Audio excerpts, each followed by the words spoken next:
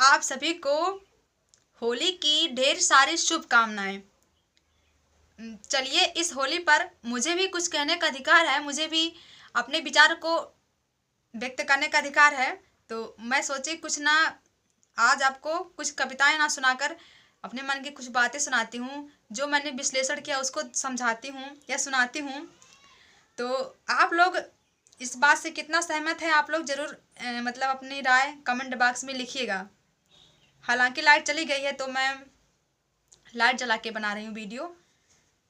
आप लोग मेरी बातों को सुनिएगा, थोड़ा सोचिएगा और कमेंट में लिखिएगा ज़रूर। तो चलिए शुरू करती हूँ।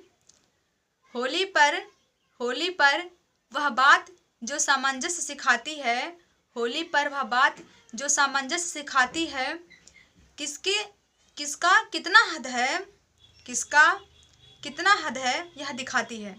आइए सुनिए। आइए हम होली पर सीखते हैं होलिका दहन की ही घटनाओं से। यह केवल रंगों का त्यौहार नहीं, हिरण्यकश्यप के वध की कहानी नहीं, एक सच्चे भक्त की जीत नहीं, बल्कि एक पारिवारिक कहानी है। एक परिवार से जोड़कर इसको देखिएगा। आप सभी होलिका दहन की घटनाओं से परिचित होंगे। आप सभी लोग जानते हैं कि होली क्यों मनाया जाता है, इसको बताने की जरूरत नहीं है, लेकिन मैं आज आपको फिर से बताऊंगी कि होलिका दहन हो गया था तो इससे हम लोग को क्या सीख मिली, हम लोग क्यों इसको मनाते हैं।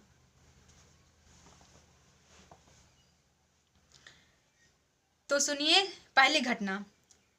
सबसे पहले मैं प्रकाश डालती हूँ वैष्णव भक्त प्रहलाद की बुआ होलिका के बारे में। होलिका भगवान ब्रह्मा की तपस्या के वरदान के फलस्वरूप एक चादर प्राप्त की थी कि इस चादर को आप यदि ओढ़कर अग्नि में बैठती हैं तो आप जलेंगी नहीं। तो सुनिए, अगर देखा जाए इस वैज्ञानिक युग में तो मुझे तो नहीं ज्ञात है कि ऐसी कोई मतलब ऐसा कुछ प्रोडक्ट लॉन्च हुआ जो कि हमें आग से बचा लेता हो, मतलब पहनने वाला। अगर आप सभी को किसी को भी ज्ञात हो तो कमेंट में लिखिएगा ज़रूर कि हाँ यह प्रोडक्ट बना है आज के वैज्ञानिक युग में। इस बात को वैज्ञानिक लोग सीख सकते हैं कि कोई भी घटना असंभव तो नहीं है, सब कुछ संभव है। आज के टाइम में जब रोबोट बन जा रहा है तो ऐसी चीज़ें क्यों नहीं बन सकती, हमें सिर्फ खोजने की ज़रूरत है। आगे सुनिएगा।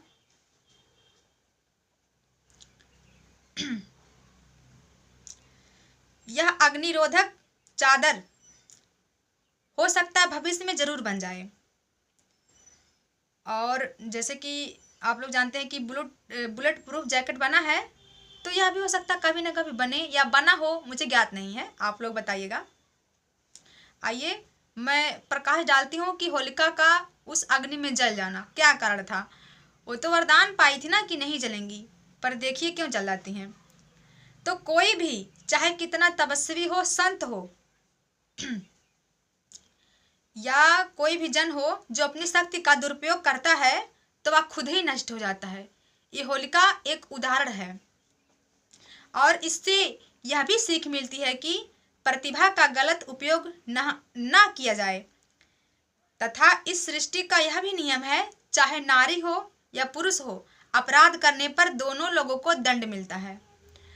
होलिका का अग्नि में जल जाना इस बात का प्रमाण है कि यदि नारी भी हैं, यदि वो अपनी शक्ति का, अपने अधिकारों का दुरुपयोग करती हैं तो उन्हें भी दंड मिलना चाहिए। पुरुषों की तरह उन्हें भी दंडित किया जा सकता है और पुरुषों की तरह उन्हें भी अधिकार मिलना चाहिए।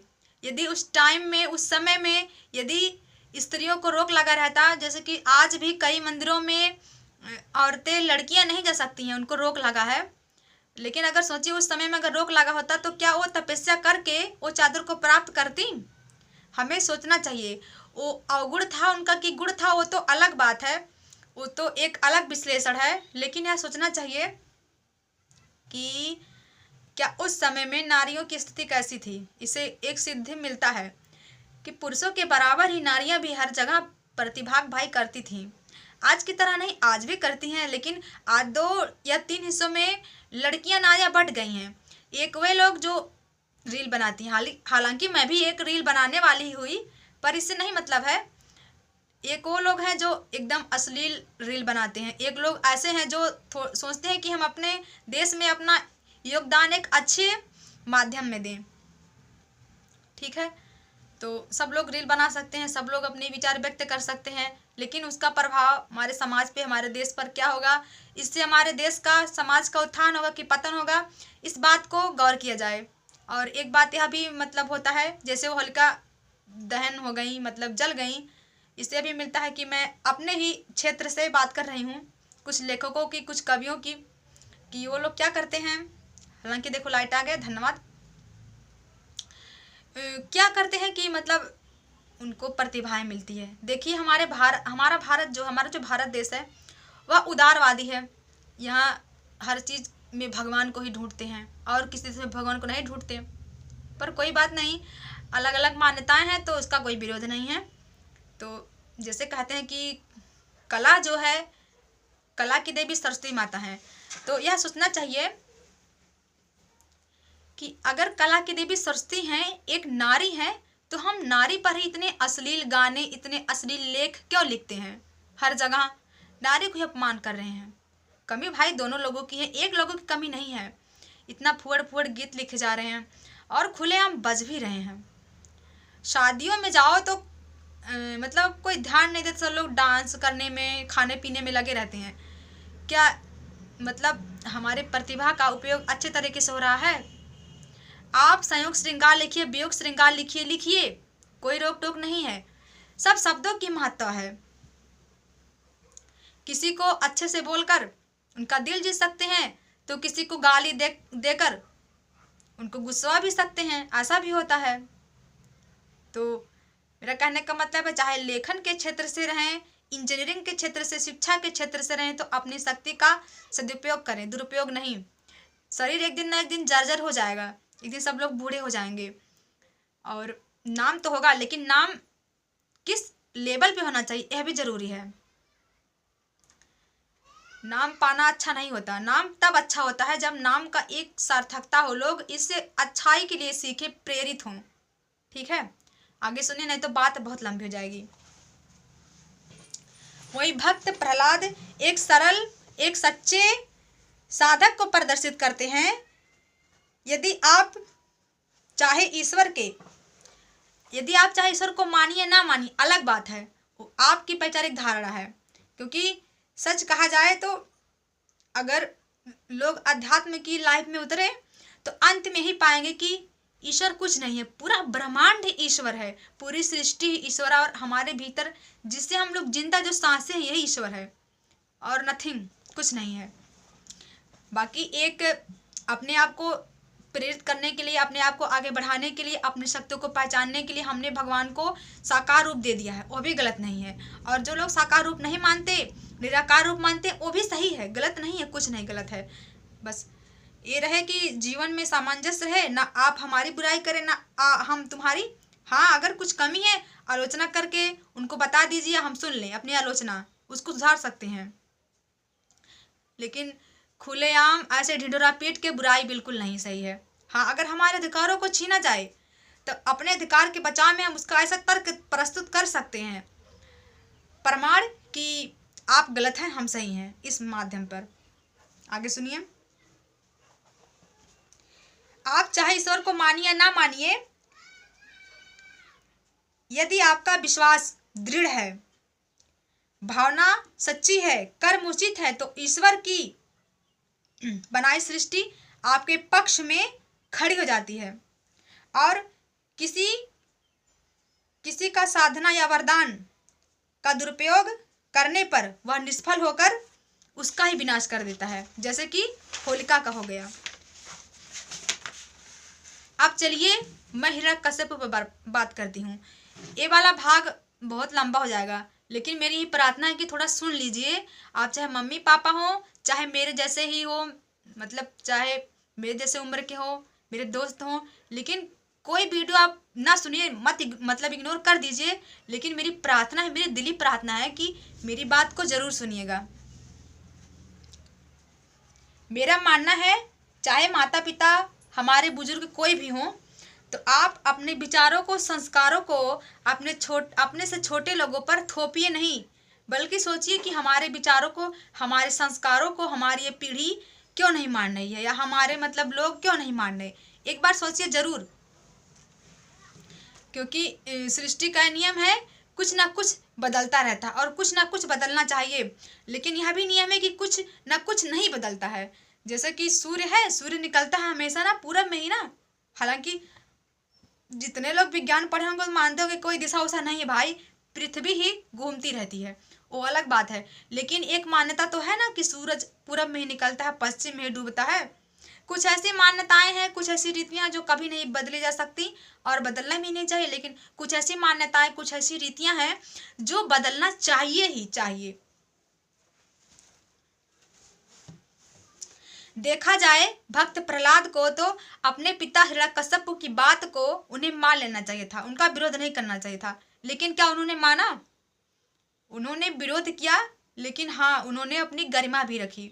इतने प्रताड़ित तो किए गए, लेकिन उन्होंने अपने पिता के बारे में एक भी अपशब्द नहीं कहा, सहते रहे। लेकिन उनका विश्वास था कि एक न एक दिन मेरे पिता की हार होगी, क्योंकि वो जानते थे कि मेरे पिता गलत हैं। और मैं जितना देखती हूँ, यूट्यूब चलाती हूँ, कुछ भी देखती हूँ, तो मतलब ये कहा जाता है कि आपके माता पिता से अच्छे मार्गदर्शक कोई नहीं है। बिल्कुल, हमारे मम्मी पापा से, हमारे भाई बहन से अच्छा मार्गदर्शक कोई नहीं है। जितना वो हमें समझते हैं उतना हम नहीं समझते। क्यों? हम क्या है? कुछ नहीं है। लेकिन एक बात यह भी सही है कि कभी कभी माता पिता भी सही नहीं होते, कभी कभी वो भी गलत होते, उनकी बातें भी गलत होती हैं। अब पढ़ाई के क्षेत्र में देख लीजिए, कुछ लोग हैं, मतलब मैं देखी हूँ भाई, मैं ऐसा मेरे लाइफ में नहीं हुआ कि ज़बरदस्ती मुझ पे थोपा गया पढ़ने के लिए, कुछ भी, कभी नहीं। लेकिन अगर मैंने लेखनी पकड़ी है तो लोगों के विचारों को, लोगों की भावनाओं को महसूस करने की तो कला मुझ में होनी चाहिए ना। जैसे बच्चे को इंटरेस्ट नहीं गणित में तो उसको ज़बरदस्ती गणित पढ़वा रहे हैं, बच्चे को बायो में इंटरेस्ट नहीं, ज़बरदस्ती उसको बायो पढ़वा रहे हैं, बच्चे की रुचि नहीं है डॉक्टर करने की, उसको डॉक्टरी पढ़ा रहे हैं। ऐसा क्यों? मतलब बहुत लोग होते हैं, मुझे भी कहते हैं कि तुम अभी पढ़ाई कर रहे हो तो बस पढ़ाई पर ध्यान दो। हाँ मैं ध्यान देती हूँ, ऐसी कोई बात नहीं है। जिसमें मैंने मेहनत करी है उसमें मुझे सफलता मिली है, और जिसमें मैंने मेहनत नहीं करी है, मेरा दिल ही नहीं कहा कि मैं इसमें सफल होंगी, सच्ची मुच्ची मैं उसमें सफल नहीं हुई हूँ। लेकिन जिसमें मुझे लगा मुझे इस क्षेत्र में सफल होना है, उसमें मैं सफल हुई हूँ, उसमें मैंने टाइम दिया है।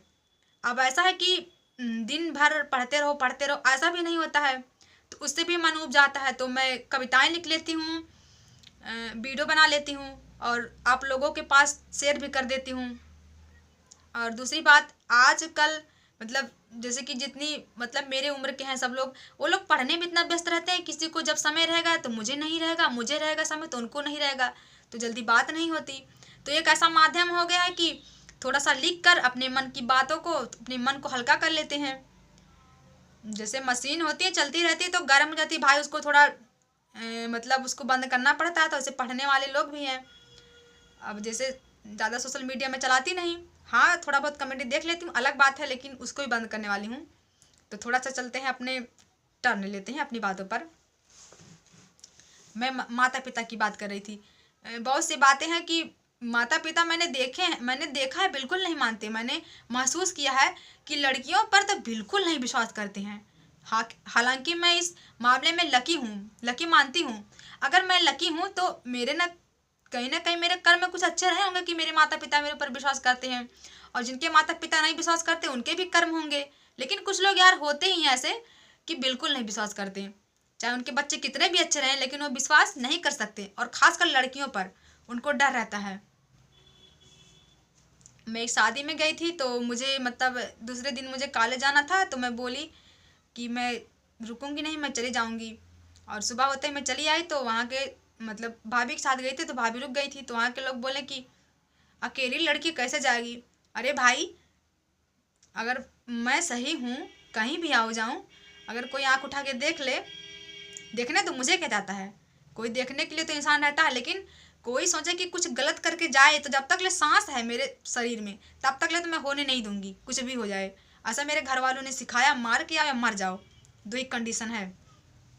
अपनी लड़कियों को, अपने बच्चों को जब डराएंगे, सिखाए रहेंगे डरो डरो, बोलो मत, 2 बार ना बोलो, 3 बार ना बोलो, लेकिन हमेशा किसी की सहना सही नहीं होता है। अपने बच्चों को थोड़ा सा ऐसे मतलब बातों में सिखाएं।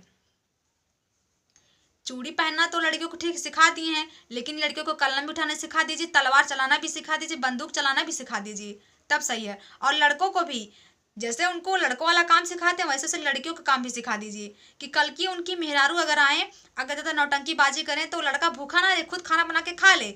और लड़कियों को भी सिखाइए, यदि जीवन साथी अच्छा नहीं मिले, सामर्थ्यवान ना रहे, तो रो मत कि भगवान ने मेरी भक्ति नहीं स्वीकारी, भगवान ने ये नहीं किया, वो नहीं किया। कुछ नहीं करिए भाई, लड़कियों को काबिल बनाइए कि अपने बच्चों का लालन पालन वो कर सके, अपने समाज के लिए एक आदर्श बन सके, एक प्रेरणा बन सके। कि अगर लाइफ पार्टनर अच्छा नहीं है, कोई बात नहीं, रोना नहीं रोना है, हमें खुद खड़े होकर आगे बढ़ना है। यदि वो चलना चाहे चले साथ में, नहीं तो मैं अपनी लाइफ को अकेले कंप्लीट कर सकती हूँ। घमंड की बात नहीं है, एक जीवन जीने की बात है। और बाकी तलाक ले लेना कोई ऑप्शन नहीं होता है, ये गलत बात है। सोच समझ के शादी विवाह करना चाहिए। और अपने विचारों को, मम्मी पापा भी अपने विचारों को बच्चों के ऊपर थोपे ना, एक बार उनको समय दे, उनको सुधरने का। अगर बिगड़ गए तो उसको मौका देना चाहिए, क्योंकि कभी कभी माता पिता भी सही नहीं होते। ऐसा नहीं कहते कि माता पिता गलत होते हैं, लेकिन बहुत बार मैंने देखा कि माता पिता सही नहीं होते, गलत डिसीजन लेके बच्चों का भविष्य झोंक देते हैं। आगे सुनिए। इससे यह भी सिद्ध होता है कि आप अपने बड़ों के अपने अच्छे कार्य के लिए प्रताड़ित तो हो जाते हैं, पर उन्हें हम दंड नहीं दे सकते भाई। और बुजुर्ग या बड़ों को समय के अनुसार अहंकार त्याग कर परिवर्तन जरूर करना चाहिए। यदि हिरण्यकश्यप स्वयं में अहम ब्रह्मास्मि ना देखकर यह देखता कि प्रत्येक लोगों में यह अधिकार है कि वो अपने आप को अहम ब्रह्मास्मि के लायक समझे और भगवान के चाहे जिस स्वरूप को मान सकते हैं माने। आजकल खूब वायरल हो रहा है, एक ट्विन फिल्म वायरल हो रहा है कि कोई आपके लाइफ में आ रहा है, कोई आपके लाइफ में आ रही है। एक वायरल हो रहा है लॉ ऑफ अट्रैक्शन। ये सब बहुत कॉमन बात है, कॉमन। जैसे मैं छोटी सी थी, क्या मुझे कोई गाइडेंस मिला कि ऐसे लिखो ऐसे में लिखो? अरे भाई, मैं कला भी नहीं पढ़ी हूँ, पर मैं सोचती थी कि मैं एक ना एक दिन तो ऐसे किताबों में, मेरा मतलब अखबारों में ऐसे मेरा रचना छपेगा, ऐसे मैं लिखूंगी।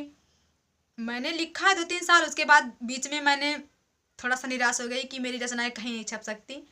लेकिन आपका जैसे कहते हैं कि फल देखो 2 प्रकार का होता है। थोड़ा सा मैं अपनी बातों से थोड़ा सा रिवर्स लेती हूँ, पर समझिए। जैसे होता है पेड़ पर आम के फल, देखिए कोई बड़ा रहेगा कोई छोटा रहेगा, तो लेकिन एक समय के बाद सब पक जाते हैं। तो कुछ लोगों के लाइफ में जो स्ट्रगल करते हैं, तो जैसे जो स्ट्रगल करके बड़े हुए हैं, जब वो पकते हैं तो एक चमकदार व्यक्तित्व बन जाते हैं।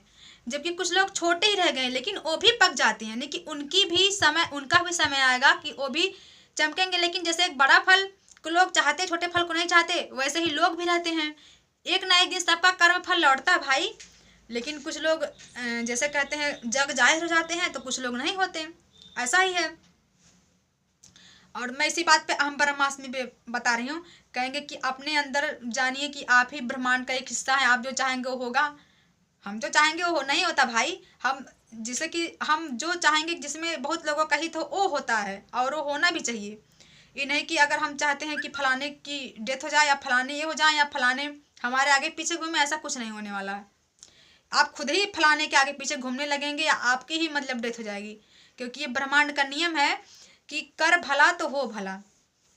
तो मैंने थोड़ा सा अहम ब्रह्मास्मि, थोड़ा सा स्पिरिचुअल लाइफ से उठा लिया है कि यदि हिरण्यकश्यप अपने आप को भगवान मानता था, एक अच्छी बात, सबको मानना चाहिए। अपने आप को जागृत करने के लिए, अपने आप को एक्टिव करने के लिए, थोड़ा सा इस भाव में, जैसे कि कुछ लोग बहुत ज़्यादा डरने लगते हैं, तो इस भाव में ना रहें। थोड़ा सा सोचेंगे कि मेरे अंदर ईश्वर है, तो वो डरेंगे नहीं, बहुत सी बातों से, डिप्रेशन से वो बाहर निकल जाएंगे। लेकिन यदि आप सोचेंगे कि मैं ही भगवान हूँ और कोई नहीं भगवान है, तो वहीं पर इंसान के अंदर अहंकार आ जाता है, क्योंकि सबके अंदर भगवान है। देखो, सबके अंदर भगवान तो देखना चाहिए, लेकिन ये ना सोचो कि सब कोई संपूर्ण भगवान है, क्योंकि जितने लोग अवतार हैं ना, वो लोग भी पूर्ण भगवान नहीं है। उन्होंने भगवान का एक प्रतिनिधित्व किया है, न कि वो स्वयं भगवान है। उनको भगवान, उन्हीं के माध्यम से हमें भगवान प्राप्त होंगे, लेकिन वो संपूर्ण रूप से भगवान नहीं है, एक भगवान का अंश है। तो हम लोग भी थोड़ा थोड़ा भगवान का अंश हैं। लेकिन ये ना सोचे कि कोई, जैसे कुछ लोग होते हैं कि एकदम से पूरा अपना प्रेम उड़ेल देंगे सामने वाले पे, और सामने वाले सोचेंगे कि ये महामूर्ख हैं। जितना उनकी औकात की बात नहीं, जितना उनका नेचर है जैसा, उस हिसाब से व्यवहार करना चाहिए। यदि कोई इंसान गलत है तो हम लोग अपना प्रेम दिखाएंगे, हम लोग भलाई करेंगे, तो सामने वाला नाजायज फायदा उठाएगा ना। मैंने इसी बात को व्यक्त किया है कि हिरण्यकश्यप को अपने अंदर भगवान तो मान लेना चाहिए था, लेकिन उसको यह नहीं सोचना चाहिए कि मेरे ही लोग पूजा करें और मैं ही भगवान हूँ। यहीं पर मेरी बातें समझ सकते हैं कि मिला जुला के खुद को भगवान अगर मानते हैं तो दूसरों में भगवान देखना शुरू कीजिए, लेकिन किसी के दुर्व्यवहार का शिकार ना होइए। थोड़ा सचेत रहिए। अच्छे, जैसे कुछ लोग हैं बहुत अच्छे होते हैं, और कुछ लोग, इसीलिए लोग कहते हैं कि अच्छे लोगों को अच्छा फल नहीं मिलता, बुरा फल मिलता है। अच्छे लोगों को अच्छा फल मिलता यदि वह सचेत रहते तब। अब कोई फल है, कोई फल बढ़ रहा है और अपने आप को ढक नहीं, मतलब अपने ऐसी जगह पे है कि बच्चा पत्थर मार के उसको गिरा दे, तो ऐसे ही इंसान है, अच्छे कर्म करते रहेंगे और लोग उनको पत्थर मारते रहेंगे और लोग रोते रहेंगे। तो अपने आप को बचना भी जरूरी है। आगे सुनिए। आज के आधुनिक युग में यह खूब तेजी से फैल रहा है कि स्वयं के भीतर भगवान ढूंढिए। अच्छी बात है, यह अच्छी बात है, परंतु यह भी सोचना आवश्यक है कि सभी प्राणी के भीतर वही ईश्वर है, और इस नश्वर जीवन में ज्ञान के बिना खुद को भगवान मान लेना या मनवा लेना एक पाप श्रेणी में आता है।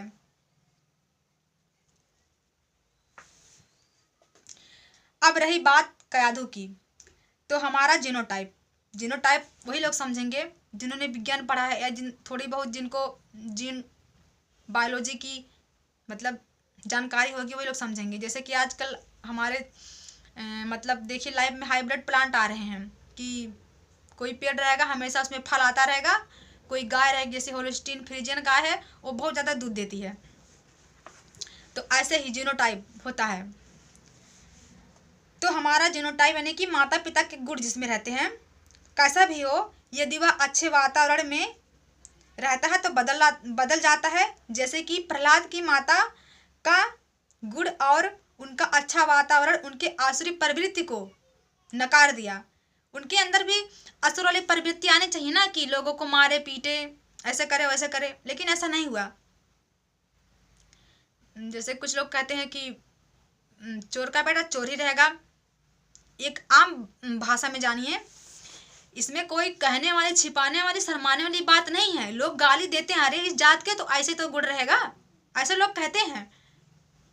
वो कहीं ना कहीं ऐसा बातें सच्ची रहती हैं, लेकिन ऐसा नहीं कि वो गुण को, अगर वो आदतें, वो बातें अच्छी ना रहे तो उसको बदल नहीं जा सकता, बदला जा सकता है, लेकिन उसमें सुधार लाने की बारी किसकी है? मम्मी पापा की है, अपने उसके वातावरण की।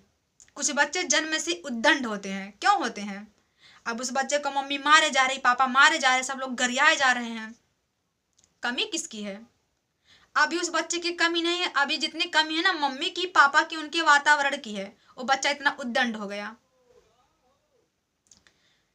10 बरस तक जिम्मेदारी मम्मी पापा की बच्चों को कैसे बनाना है। 10 बरस के बाद जब बच्चा अपने बारे में जानने लगे थोड़ा, तब वो जिम्मेदारी बच्चे की जाती है कि हमें कैसे बनना है।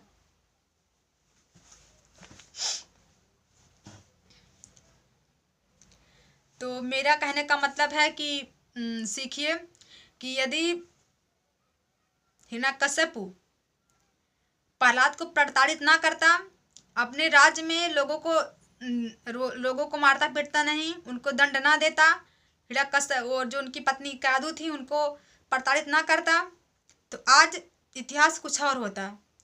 शायद वह यदि अपने आप को बदल लेता तो एक उसका गुणगान किया जाता, ना कि ऐसे लोग उसका उदाहरण देके मजा लेते हैं। बाकी ये होली है, होली पर जो रंग लगाना चाहे उसको लगाइए, जो ना लगाना चाहे मत लगाइए, क्योंकि सबको अधिकार है जीने का, बराबर जीने का। कुछ लोग रहेंगे जबरदस्ती रंग लगाएंगे, झगड़ा लड़ाई कर लेंगे, शराब पी लेंगे। हर त्योहार में शराब पीना अच्छी बात थोड़ी ना है। दीपावली पर लोग शराब पी लेंगे, होली पर पी लेंगे। बिना शराब पिए कभी होली मनाकर देखिए जो पीने वाले हैं। आदत छूटती नहीं जल्दी, अच्छी सही बात है, लेकिन धीरे धीरे अगर छोड़ना चाहे इंसान तो कुछ भी छोड़ सकता है। रही बात शराब की, वो भी छोड़ सकता है। और अकेले काम सरकार की नहीं कि कोई परिवर्तन ला दे, उसमें सभी का योगदान जरूरी है। इसी के साथ मैं एक बार आप सभी को होली की ढेर सारी शुभकामनाएं देती हूँ। आप लोग खुश रहिए, मस्त रहिए और थोड़ा थोड़ा रंग मेरे घर पहुँचा दीजिएगा। धन्यवाद।